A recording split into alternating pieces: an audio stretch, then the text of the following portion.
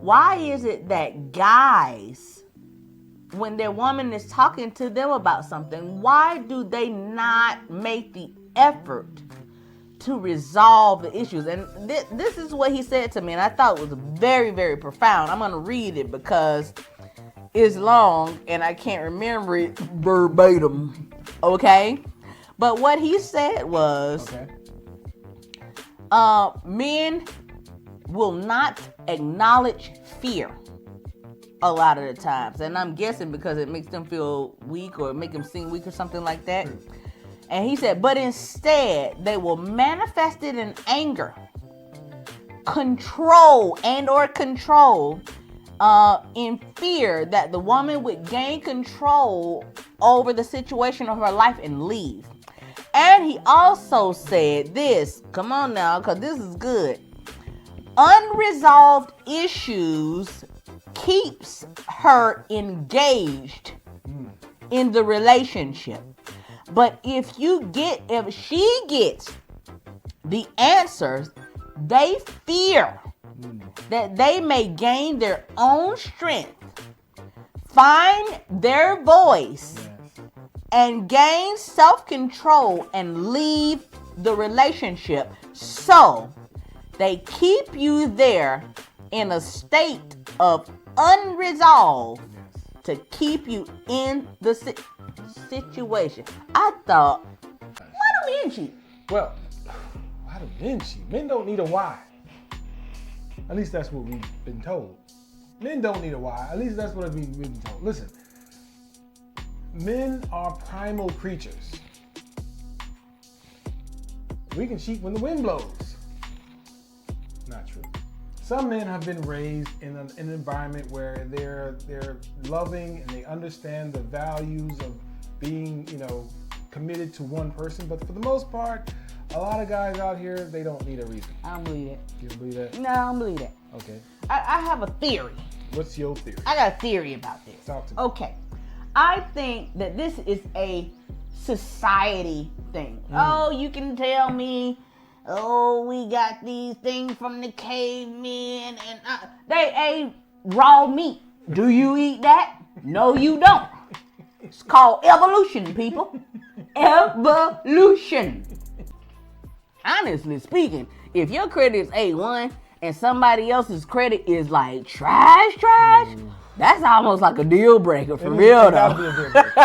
It has to be a deal breaker. And For real though. If your credit is in shape and theirs is like trash, we talking trash, garbage, like fours, that's banana peels, brown. That's going to give you an indication of what kind of character that person has. Sorry. Are you paying your bills or are you not?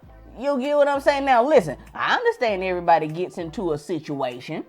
Okay? People get in a situation. Things happen. Life happens. You fall upon hard times. It has happened to the best of us. Yes. Okay? I get it. But the point is that when you start to do better, you also do better by your credit. Yes. Do better by your savings. You feel what I'm saying? Do better by your creditors. But if you that person and you out here spending and you in the club throwing up ones and your credit is 500, 425. No, you should not be in the club. You better be in there up on that stage drawing up all them ones and putting them in the bag and taking them to the bank. Exactly. Where you could pay your bills. Exactly. Got to pay your bills. She's wearing baggy pajamas that, What the baggy pajamas about, right? Went clean over my head. I can tell. Oh, so you trying to say I be wearing baggy pajamas? Hey. True. I be tired. Who about to put on some lingerie working 1,700 hours a day? Not me. It better be a special occasion. We better have set this up prior to. You gotta book an appointment. You gotta make an appointment, Jack. Makeup or no makeup? That depends. If you met the guy and you had makeup on, right, that's misleading. What? What you talking about? That's a misrepresentation. The lady can't look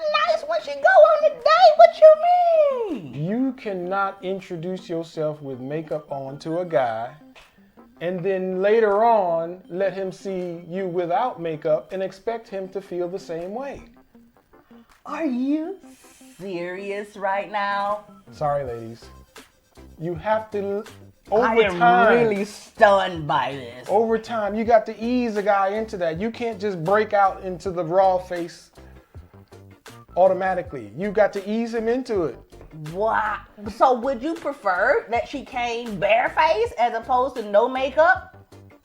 That would be ideal. That way, so when she's made up, that's just an enhancement of her already beautiful self.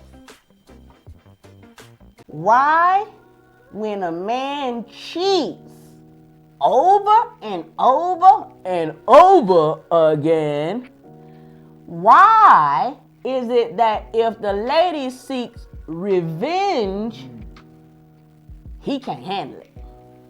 Well, that's very simple. Guys are primal at nature. We don't want nobody else to hit it. Come on now. Come on now. We don't want nobody else to touch it. We don't want nobody else to get near it. We don't want nobody else to hit it either. You make that seem to work for you. Looks, my friends, are going to go away. Looks are fleeting. People are going to get old. And I don't care how much Botox you put in your eyeballs, making yourself look like a full-on jaguar. Not a jaguar. It ain't gonna work. Exactly. We know you old. Exactly. Okay? So the thing that you have to do is be internally valuable. You have to be mentally valuable. You have to be emotionally valuable. Yes. If you bring that to the table, then you can ask for it back. That's right. You can demand it. You can demand it. That's right. You are in a position where you are so confident within yourself, mentally, emotionally, that if someone comes into your life, your BS meter is going to come on. Absolutely. Your security system is going to check. Absolute BS approaching. BS. Please lock all windows and doors. Hide your kids. Hide your wife. Hide your kids. Why is it that when a woman suspects a man of cheating, when she confronts him about it, he always try to make it seem like she crazy?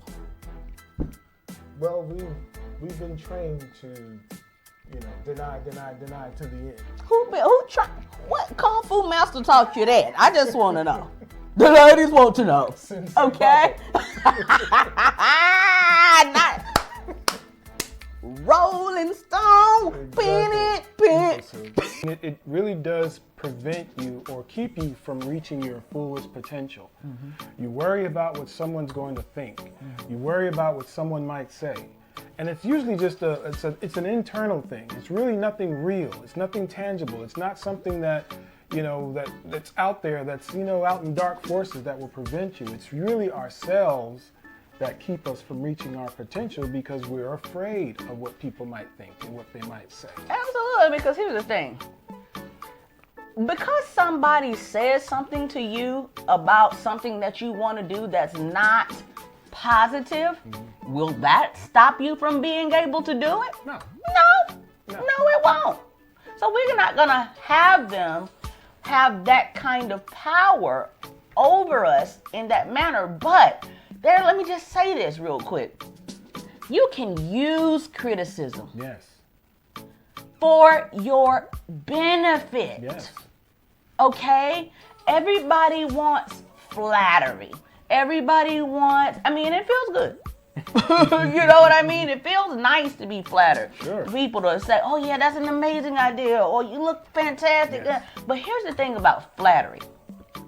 Oftentimes, more oftentimes than not, people are using flattery to get something from you. Sure. There is more to being the head of household than just paying the bills and keeping bellies fed, okay? There's a mental aspect. You got to keep everybody in the house on the right mental track. Because folks get out of line, kids get out of line, folks have problems that they need. You need to be able to handle that as head of household. There's an emotional aspect to that thing. You need to be able to handle the emotions of everybody in the household and be able to bring it all together and make it all right. Yes. There's a spiritual aspect to being the head of household that you need to bring. I'm not just talking about religion and going to church. I mean just the spiritual part, because people are spiritual people by nature. And you need to be able to have that under control and everything operating smoothly. Okay? That's 4 things. You got the you get what I'm saying? That's 4 things you got to get right. And that's difficult for one person to handle on their own. You try to, you pay the bills, that's 25%. Yeah. 25% of 100 is failing. Sorry to tell you, 25% of 100 is failing. If you got 2 of them, 50% is failing. If you got 3 of them, that's 75%. You barely passing. Really? You get what I'm saying? What do you think? I think it's it's a tough job for one person to do. If you give one person absolute power, absolute power corrupts absolute. Ooh.